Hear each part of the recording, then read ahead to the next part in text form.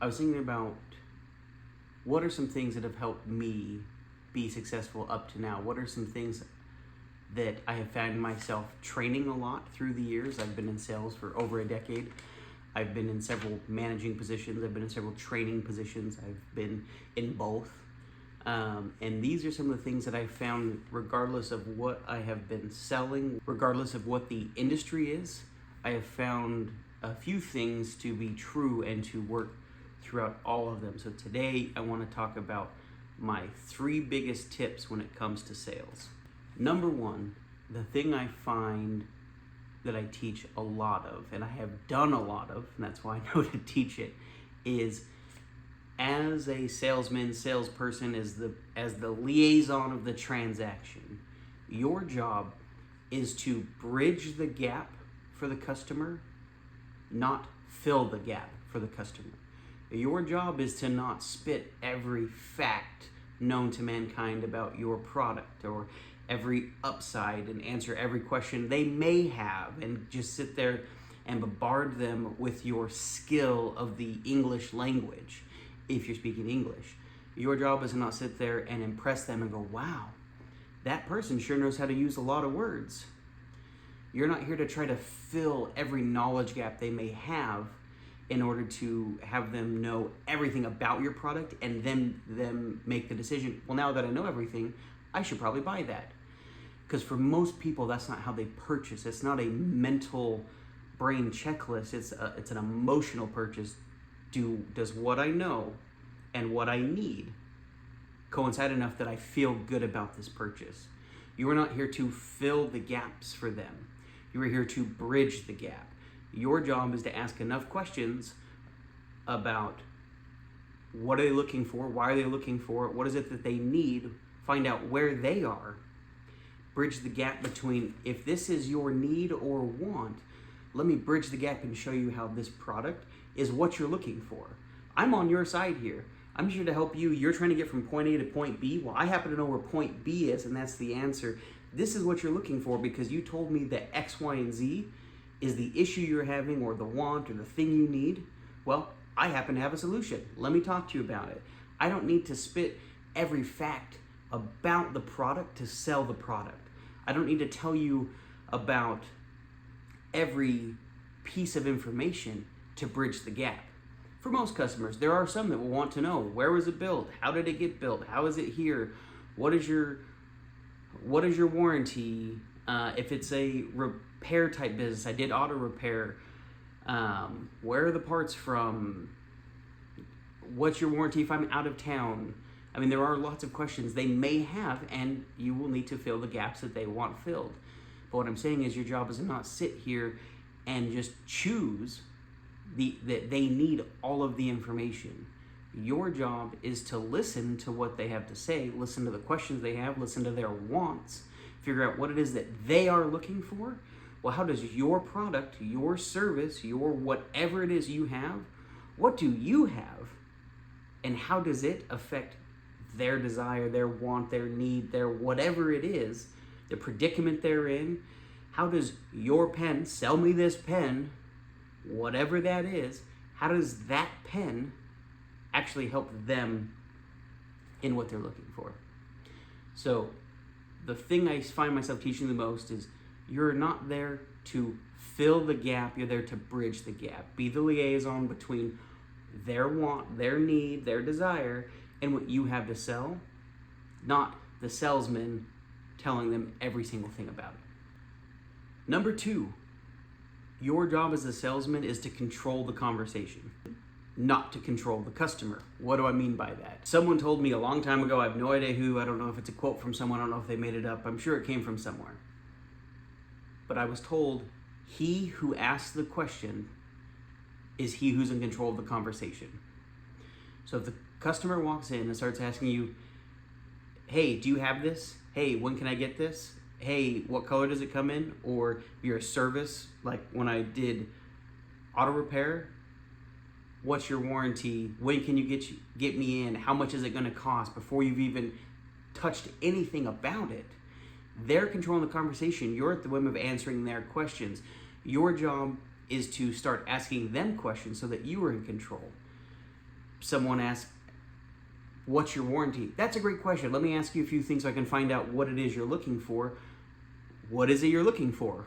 Right? We're moving to asking them questions about what they're looking for in a way that feels natural, but now I'm in control of the conversation. My job is to help keep us steered in the situation. I will answer their questions, but we are way too early for me to have any relevant information that is going to help them choose to buy from me, because in the end of the day, that is still what I'm looking for, is for a purchase from me. But to be able to just move them from, I'm window shopping, tell me how much it costs, to, oh, I'm having a great experience. Again, I feel good. My want and this solution feels good to me. Therefore, I will give you a 16-digit number to purchase this. I need to be able to move them from window shopping, where they're just looking for price, to I want to buy from you because I feel good about this. And I need to do that by controlling the conversation and where we go, so that we can get from point A to point B, cover all the bases that I need to cover, whether it's legal ramifications or just answering their questions or moving forward from the questions they do have to a solution, so that we can get to the final destination of, yes, here is my cart number. And that is controlled by asking questions. And when it comes to questions, I have a few pet peeves. Yes and no questions are not good questions for discovering information. They are good clarifying questions, but they don't tell you anything. For example, when I did auto repair, questions like, does your car make a squeak sound when you go over a bump? They may tell you no, and you go, okay, so we're not after a squeak sound. However, it makes a squeak sound when stopping. You did not give them the opportunity to tell you, I have a squeak when stopping. You just said, does it happen when you go over a bump? And you check it off your list and go, okay, cool, I don't need that anymore. We're not after a squeak. Yes and no questions are the wrong questions. You need to be asking open-ended questions such as who, what, where, when, why, WH questions, so that you can get them to tell you the information that you need to know, but you still be in control of the conversation so that it doesn't run away from you. Such as, can you tell me when you hear the squeak? Can you tell me when you have your problem? How did it start? How long does it last? When are you able to duplicate it? Why did you notice this? Why did you come in today? These are questions that give you information, you ammo to help resolve the solution that ends in them buying from you, without sitting there and just playing 20 questions saying, is it red? Is it blue? Is it small? Is it bigger than a bread basket? Because yes or no questions are not good information questions. So you say, when do you hear it squeak? And they go, oh, well, when I'm coming to a stop. Okay, is it when you come to a stop all of the time? Yes or no? That's a yes or no question. Now I can clarify. Okay, so you've said it's when you come to a stop, but no, it's not every time. Tell me, now I need more information. I need to go back to a who, what, where, when, why question. Okay, when is it that you do hear it then when you come to a stop? I need information from them, and I'm not going to guess what it is. I'm just going to ask them. Make it easy on yourself and just ask for the information you need.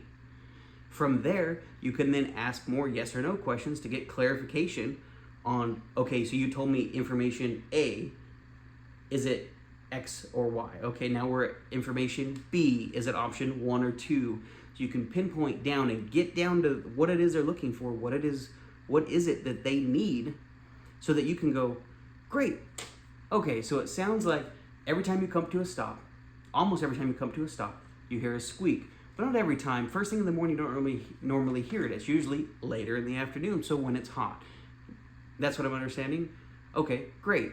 Now that I have this information, I can now develop my pitch that should be tailored to their need, to their want, to their problem, so that I'm not just giving some cookie cutter BS that I just give to everybody and see where it sticks.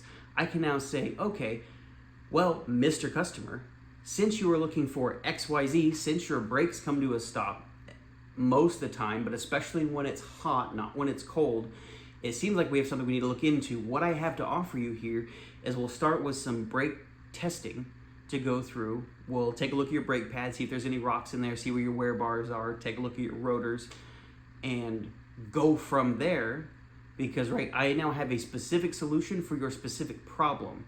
I'm not trying to sell you a general, I want to sell you a specific. I want to offer you a specific solution to your specific pain. People buy specifics.